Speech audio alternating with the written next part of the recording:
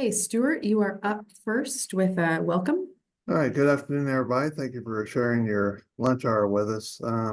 We've been doing some work on rate and moving rate back into more of a problem-solving body as opposed to an opportunity for OSP to push information out. And one of the messages we heard from our community loud and clear was that there was still a strong desire to have an opportunity to have OSP share information with the research admin community and to get feedback as part of that. So welcome. This is the first OSP Spotlight meeting, and I'm glad y'all can make it. I trust that the content we provide will be worth your time. This is a monthly meeting, right, Marybeth?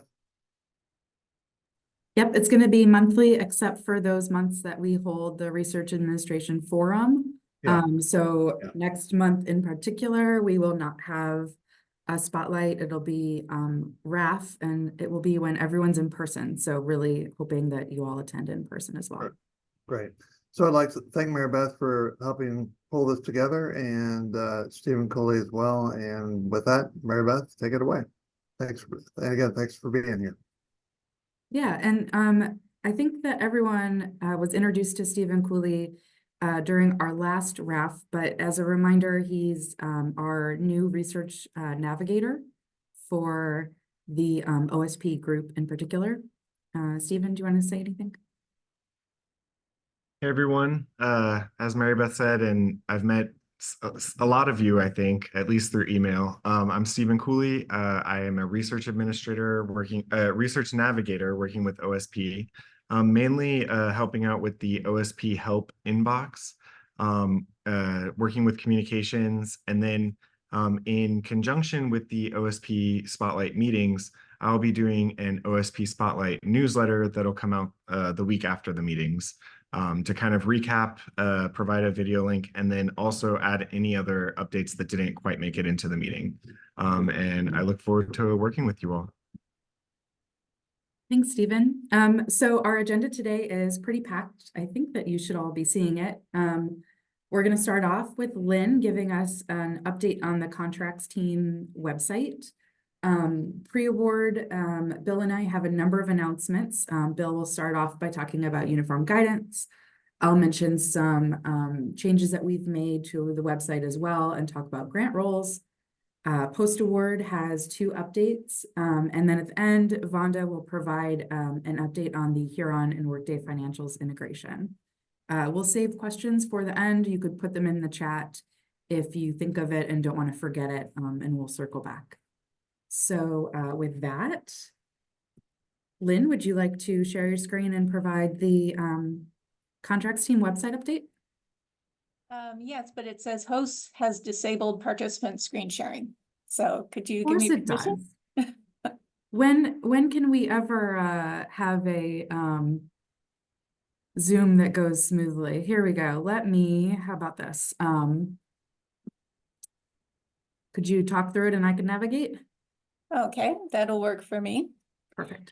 So thank you, everybody. This will be pretty quick. I just wanted to point out and make you aware of a couple of new resources that we have posted on the contracts website. So the first one is limited just to those of you who might use student data or student records. So Marybeth, could you scroll down to the FERPA? Okay, there you go. Family, Educational Rights, and Privacy Act. What we have posted here is a link to a presentation. Our Cooper Drady has recorded a short, it's just over 6 minutes, presentation in which he explains sort of the who, what, when, where, why of the FERPA Act. And the reason we've got this posted now is that frankly, there are obligations on UVA that get triggered if you are, or your department is transferring, sharing, or using student records and student data. So if you go ahead and watch your presentation and still have questions, then please contact your contract negotiator, or you can go straight to Cooper, who is our expert at this. The second resource, Mary Beth, would you scroll down to subject injury? This one is really only applicable if you and your department work on clinical trials with industry sponsors, and more particularly with interventional studies with these industry sponsors. So it's meant to be a resource for the person in your department who handles some of the regulatory filings, or if you're a coordinator who has to finalize the informed consent form, or the ICF. So what we have there in the link is a letter that's been signed by Kelly Hochstetler, and it lays out UVA's model study subject to injury language and explains that it's UVA's expectation that we are going to use this language unmodified in our informed consent form. So the reason we've put this up here is, first of all, it was a direct request by the Clinical Trials Office. But it's meant to be a place where we can direct sponsors and CROs to come here and see this. This is publicly posted if they're trying to push back. And it also lets them know sort of if they want to argue about it or vary this language, it's going to have to go to the Office of the University Council. So it's better to just have this up here. It's posted. Clinical Trials Office, our office, you all can point people here if you need that backup and get it pushed back. So those are the first two of our, I guess, most recent revisions on the website. We do have much more content that we're planning to put up here and develop. But if you also have suggestions of things that would be really helpful for you related to your contracts, please feel free to reach out. We have a group that's sort of focuses on this. So please speak to Sarah Cole or Sarah Brown or Tim Spalding. And you can also send things to me and I'll just push them forward to that group. So just a few things that we have got out of the gate thanks to Stephen Cooley's help. But we have many more planned in the near future. So, and that's it. So thank you. Thanks, Lynn. This is a great website. I'm glad we're getting it up there. Okay, next up, Bill to talk about the uniform guidance. Do you need to share, Bill? I don't, thanks. So I'm going to give a quick update on where things stand with a pretty significant rework revision to uniform guidance that has been in the works for some time now, and we're getting much closer to a final rule. We're not quite there yet, but there was sort of a flurry of activity last week, and wanted to give people an update on where things are right now. So if you recall, back in October 2023, OMB had submitted proposed rulemaking changes for notice and comment, and received significant comments from the grant recipient community. And they have incorporated, reviewed those comments, and are now, they had a kickoff webinar last week to announce that they were announcing that they were ready to almost submit the final rule to the Federal Register. And under the Administrative Procedures Act, that sort of puts the final rule in place and makes those regulations effective, subject to some of the timelines that they give in the rules themselves. So we're basically at a point where ONB has gone through the process, incorporated any feedback. They're now ready to let us know what some of those changes are going to be, but they're not yet final, which will be when they get posted to the Federal Register. So to recall, there's four main priorities that they are using in this revision. incorporating statutory requirements and administrative priorities, reducing agency and recipient burden, clarifying sections that recipients or agencies have interpreted in multiple different ways, and then rewriting sections in plain language to allow a broader swath of the grant recipient community to participate and understand the regulations. So one key piece of information we do have is the effective date for the final guidance is listed as October 1st, 2024. And they do, again, this is not final, but they have put out a 600-page plus document that outlines what they intend to be in the final rule, as well as their justifications and response to comments that they've received. And in that, they say that federal agencies may elect to apply this final guidance to federal awards issued prior to October 1, 2024, but they're not required to do so. But if they do, they must do that no earlier than 60 days after this gets posted to the Federal Register. So the Federal Register posting kind of kicks off that 60-day period where the agencies can decide whether they're going to incorporate them or not. So we're still waiting for some of those events to happen and we'll be studying them in OSP, as well as our groups that we follow, like COGR, to get more information. I think the key takeaways that we have so far is confirmation that the threshold for equipment under uniform guidance is going to change from 5,000 to 10,000. And our partners over at the fixed assets team are prepared to account for that. Unused supplies threshold will go from 5,000 to 10,000. The threshold for that a recipient is triggered to require a single audit goes from 750K to $1 million. The de minimis IDC rate will go from 10% to 15%. The threshold under MTDC for amount that a recipient can charge for subawards goes from 25K to 50K. And they remove the DS2 requirement for cost accounting standards. So those are just sort of the high points that we've pulled from some of the memos that OMB has released so far. But and we'll post links to those memos for your reading pleasure, and expect further updates as we get closer to implementation dates from OSP. Thanks. Thanks, Bill. Everyone's very excited to read those bedtime reading. So next up is a new process that we're implementing. This was something that we worked on with the core team. So shout out to them.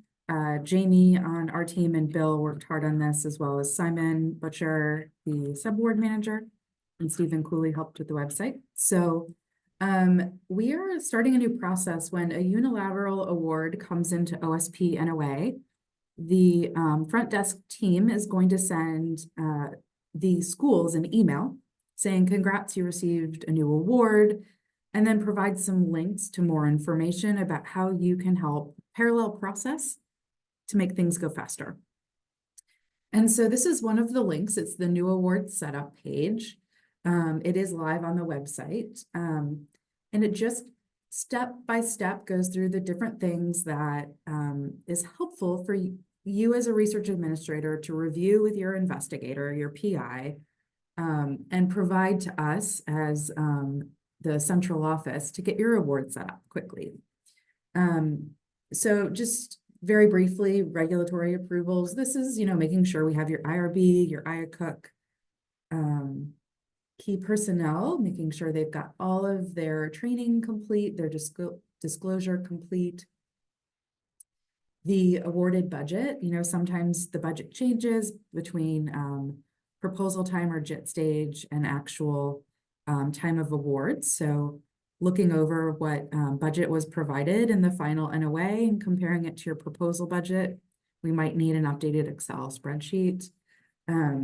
Also, you know, cost share is part of that, budgets for internal subs. So, you know, sending some of the funding to engineering if you're School of Medicine, us creating that internal budget and grant for them means we need that breakdown in an Excel.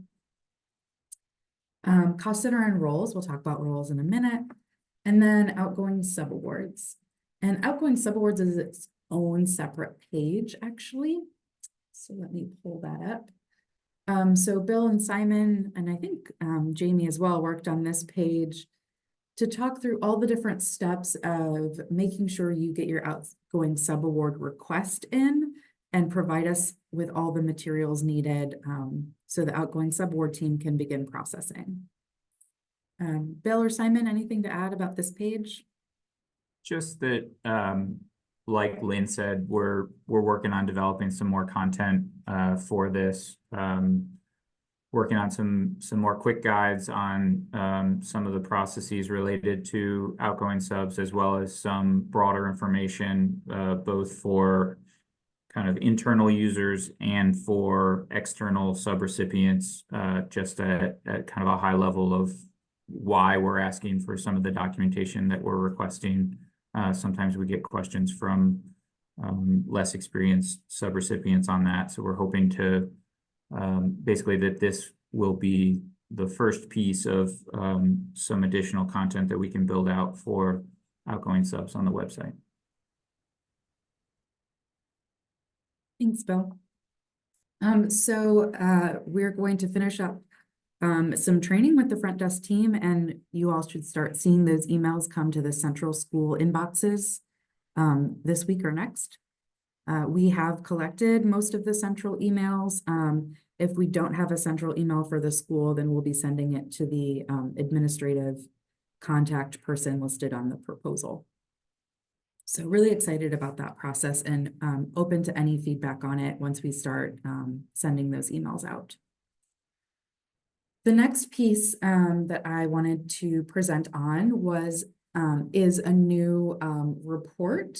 This is the Workday Grant and Hierarchy Rules Report. It's actually part of the RAD, the research section of UBI. So where you go for the PI dashboard, you'll find this there now. And we will send out many links. This page has a lot of information on it, but I just wanted to point the field you all to how you can kind of self-serve, review the roles that are set up for your call center. So I'm going to use Castle as my example. So these 5 boxes up top are ways that you can filter the report. Cost center, since you're going to know your cost center, is going to be the easiest. Like all the other UBI reports, you have to click on what you want to turn it green, hit the check mark. It then pops up over here to say that that's what you're filtered on. And you're now going to see the hierarchies that we've created for your Workday roles. So this box in the middle, identifying information, is used by my team primarily, the award setup team, to set up the award. And for a few cost centers, Castle being one, and then some School of Medicine cost centers, the cost center is large enough where we needed multiple kind of sets of roles. So that's what you'll see here, the different hierarchies. Each hierarchy will have its own unique number, GRH. And then for more information, we've split them into Group A, Group B, and then have an identifier. So Group A for Castle is everything except VDOE awards and Professor Solari. Group B is those VDOEs. And then it tells you what revenue allocation to use, the pre-award hierarchy, and the post-award hierarchy and analyst. So that's what my team uses. On the bottom here, though, is more information for you all to make sure that the roles are up to date. So I recommend reviewing this pretty frequently, especially if you have someone leave. These 3 boxes at the bottom are pulled directly from Workday. So if it gets changed in Workday, it will get updated here after the nightly feed. So if I say, okay, I'm, wanting to pay attention to this VDOE hierarchy, I can further filter on that one and then see the people that are listed for each of the roles. And so Amanda and Jennifer and Octavia as the financial analyst, and then Amanda and Jennifer as the certifier. So again, if you have someone switch out, that there's a role change, you can come here and check before requesting a fix to their roles. Hey, Mary Beth, can I ask a quick question? Sure. First of all, thank you. This looks great, and I appreciate you having updated the names and being accommodating and just showing that that's possible. So thank you for that. Were you saying that we can, if we see something is off, we can put that into Workday as a role request, as a fin request, I guess?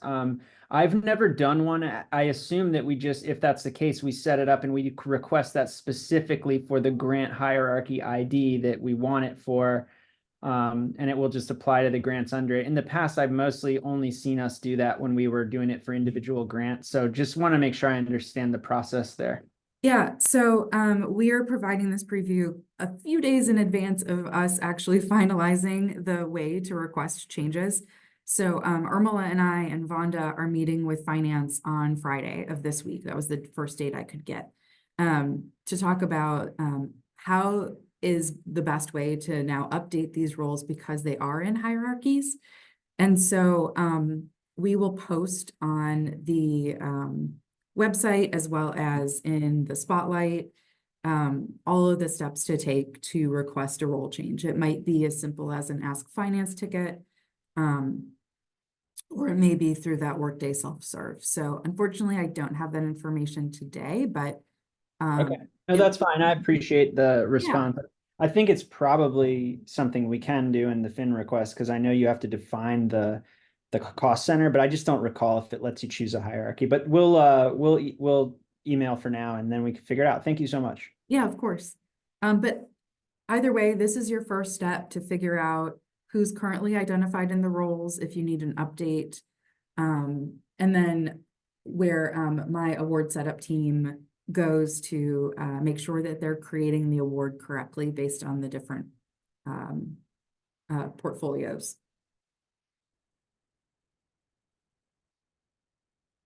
Okay, with that, we are now on to the next update, and that is, oh, there's the hierarchies post-award. So, Irmela, do you want to share your screen? Yes, thank you, Mary Beth. Mm-hmm.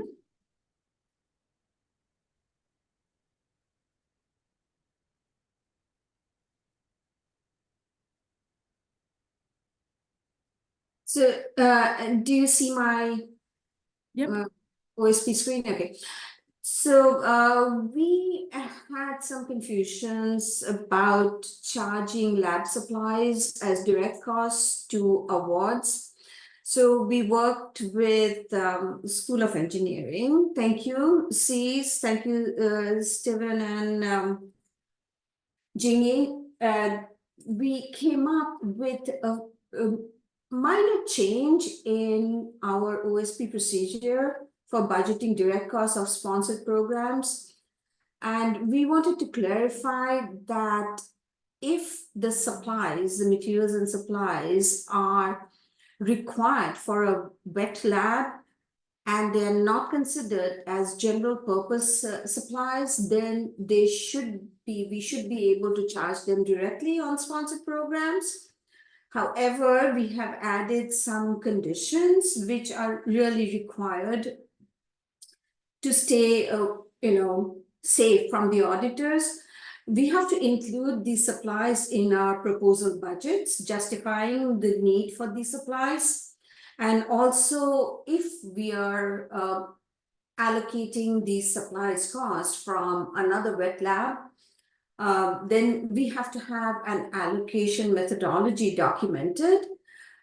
So the documentation of the methodology is also created by Cs, and again, thanks for their help, and it is included in the OSP procedure. You just have to go and click on this cost allocation form, and you should be able to access the form to document your methodology.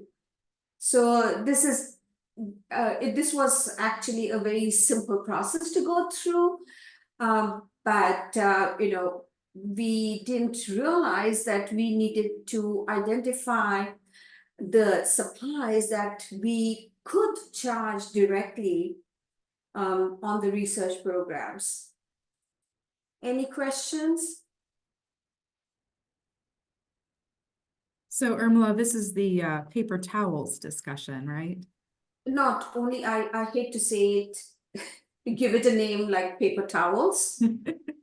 It has gloves, lab coats, and you know, other supplies.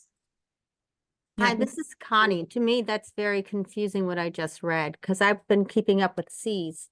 And the whole conversation has been, yeah, the paper towels, the general cleaning supplies as being able to be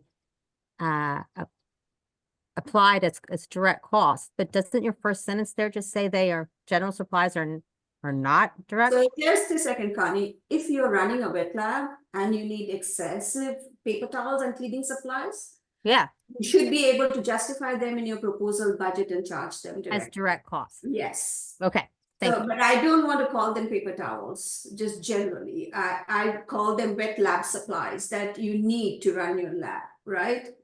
Right, so the things we would order from Walmart, for example, that Right, are hard to definitely correct. be assigned to one funding Correct. project, but in the past have been called indirect costs, have been, So general supplies are still indirect costs.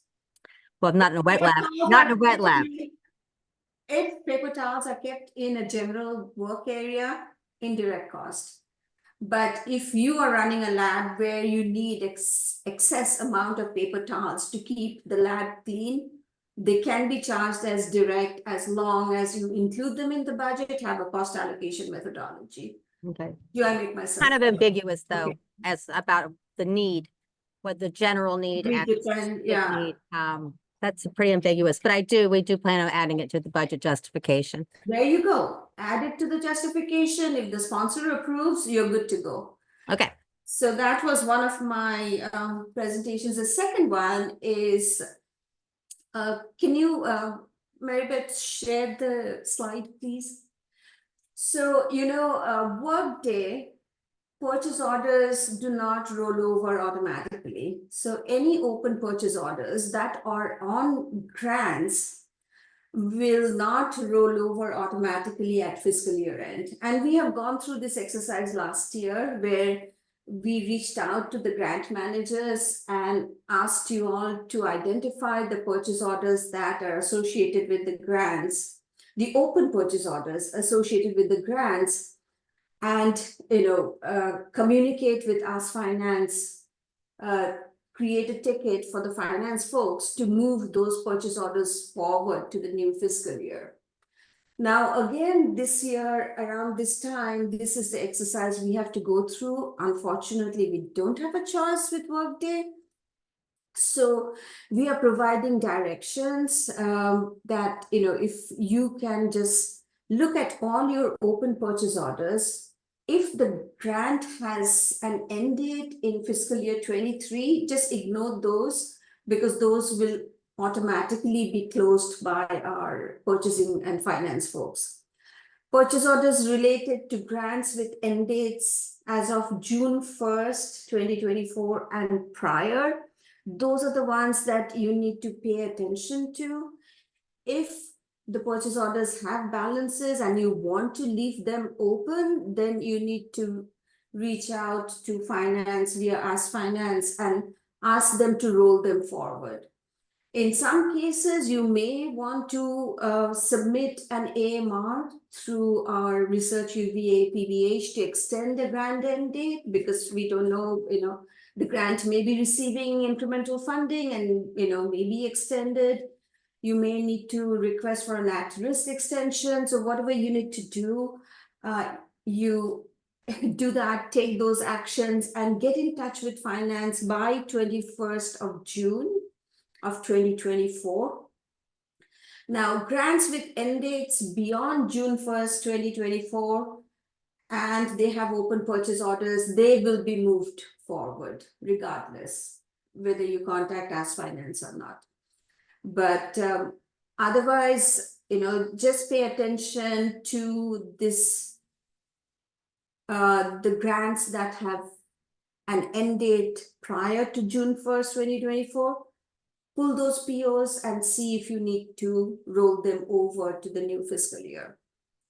Now, Workday Finance has also created a report in Workday. It's called Open Purchase Orders on Grants. You can go and run your report for open purchase orders based on your cost centers, on your grant IDs, and you can take a look at all the purchase orders that are associated with your grants. We have also included the grant end dates in that report, so it's going to be easier for you to identify the POs that you need to roll forward. And another announcement regarding this is going to come out of the finance blog, but this is just our first step to let our community know that this is coming up again. And this will continue till Workday figures out how to roll over the purchase orders. Any questions on this?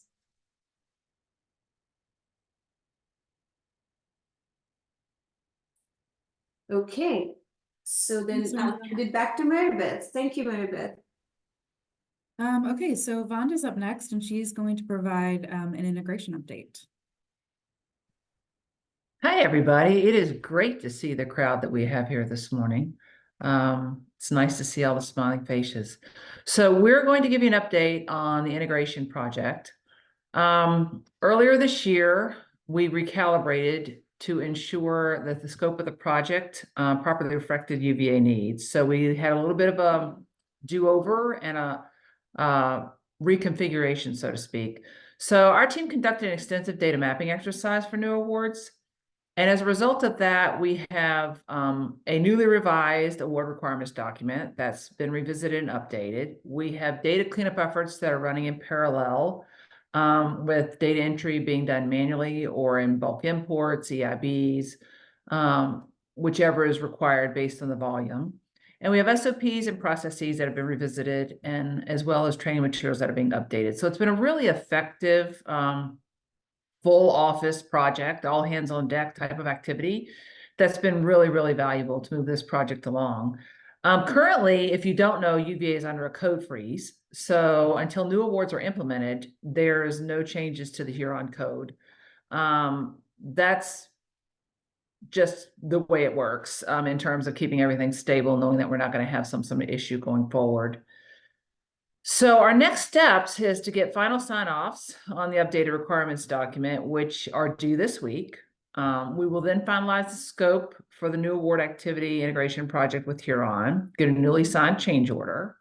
After that, we'll work with Huron to get an implementation timeline and a roadmap for new awards that we can then share with everyone as we know more. What that does mean with all the positive activity is that mods are currently on hold. So we will go live with new awards and we will take a pause. The code freeze will be removed after go live. And we expect to see a pretty significant return on investment for new awards at this point. It's undetermined what that return on investment will be for mods. But while we have this code freeze listed, I understand that core team has been doing some fantastic work and is interested in doing a review of current processes and improvements to figure out what kind of activities you all can implement to make everyone's lives better. So this break will give the opportunity for that team to do work in that area and figure out if there's things they want to modify that we can then address potentially sooner rather than later. The other significant reason for this break is that we are way behind on system patching while we've been trying to implement all these new features. And so we are on Huron Grants 10.1.1. The latest version is 10.5.3. So, and that doesn't count version 12, which is their latest and greatest, which we will ultimately need to go to. So in order for us to get prepared and to get on the same platform across products, because we have grants, agreements, we have ECC called PAC, and we also now have COI, we really need those all patched current so that we are all sitting on 10.5.3, because that is hindering some new features that are rolled out in these patches, some critical updates that are fixed in patches, and it prevents us from able to integrate these products in a way that's easier for the end user because we're not on the same level and we're not on current patch levels. So we're going to focus on that next. That'll get us in a really good place in order to be prepared to go to Huron's version 12 whenever that's off the bleeding edge. We do not want to be on the bleeding edge of Huron version 12. We would like to let others bleed before we go. So that's going to be our plan for now.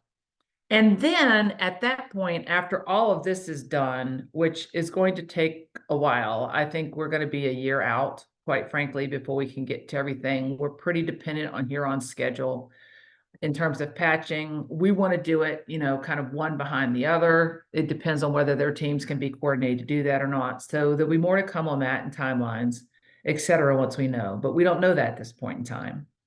But once we've got everything patched current and everything is in a steady state, then we can reassess what we want to do on mods. We can evaluate what the return on investment will be, whether or not it's something that we want to pursue.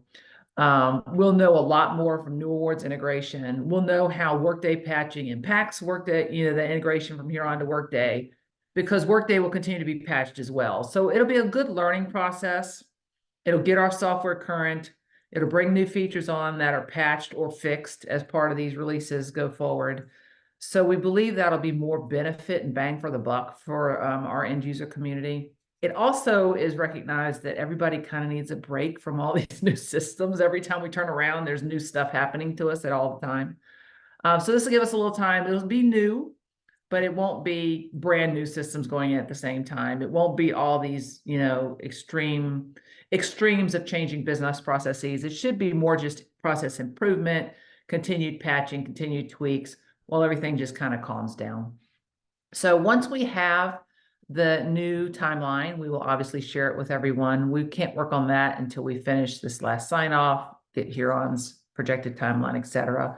But once we have that, we'll share it with this community, and we'll look forward to getting the feedback on that. In the meantime, we're really excited with the work that the core team is doing in order to look at process improvements and to see if there's ways that we can streamline and do things better. Any questions? That's all I had. Thanks, Vonda. So that was all of the agenda items that we had today. We got through them a little bit faster. Just a reminder that if you have any questions, you can email OSP help. Stephen Cooley runs that inbox, or OSP NOA, especially if you've got an agreement or an award to provide us. And so we can open the floor to any questions about anything that was presented. And if you have topics for subsequent spotlight meetings, please reach out to us.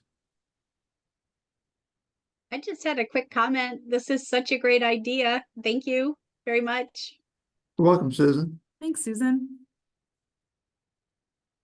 Yeah, I have a question about the uniform guidance with some of those new thresholds. Are we allowed to start building some of those in budgets that are starting after October 1st, or do we all need to wait for guidance from you all?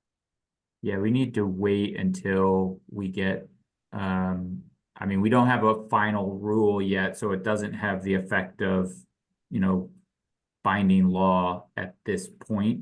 And so we have that piece of it.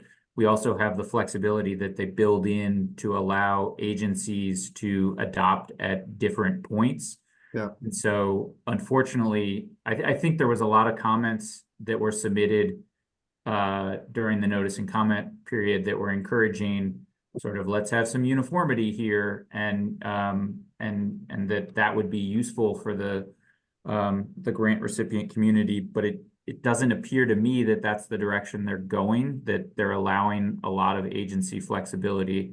And so at this point, I think what we'll do is once we get posting of the final rule to the Federal Register, I think OSP will probably form sort of a working group to digest that and then submit and disseminate information to the broader community on what those timelines look like. And so at this point, I would say, no, we're not in a position to submit that because it hasn't even been finalized, let alone sort of the timelines for effectiveness, which are built into or will be built into the final rule that'll get submitted to the Federal Register. So also, Bill, may I add that agencies are required to submit their implementation plans to OMB by 15th of May. So until those are finalized, we will not have any kind of guidance for the community. So specifically with regards to the subaward thresholds, because those are, seem to be a never-ending pain in the butt.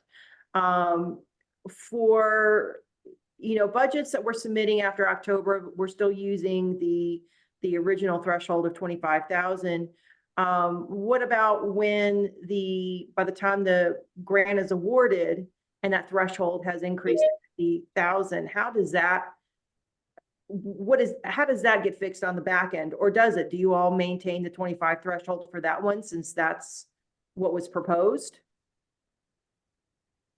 I think in all likelihood, this is a sort of devil in the details type question that we'll need to look to the agency implementation plans to get a better understanding of how, I mean, this is something that I've been following quite closely, and I don't have a great answer at this point in terms of what because that's kind of the $1 million question is when do we implement this? And I think universities and grant recipients across the board are wondering at what point does this get implemented? So I'd like to give you a better answer at this point, but I don't think it's available at this stage. And I think we need to wait for the final rule and the agency implementation plans to get and honestly, following, this is something where COGR is extremely beneficial to us, and we're going to rely on a lot of the information that they're going to disseminate on something of this magnitude. Okay, thank you. And some great information was provided in the chat. Just to recap, Amanda asked if we were on track for end of the calendar year for new award integration. That's our goal, end of the calendar year at the very latest, barring, of course, unexpected information. And then just to clarify, we will have a timeline very soon for those new awards, and then mods, we don't have a specific timeline right now. Other questions?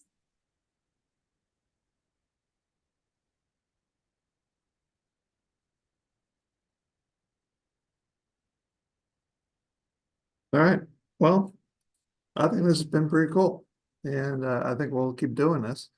106 of you thought it was a good idea to share your lunch hour with us, and hopefully we made it worth your while. And we look forward to seeing you at the next meeting. Thank you very much for joining us. Thank you. Bye, everybody.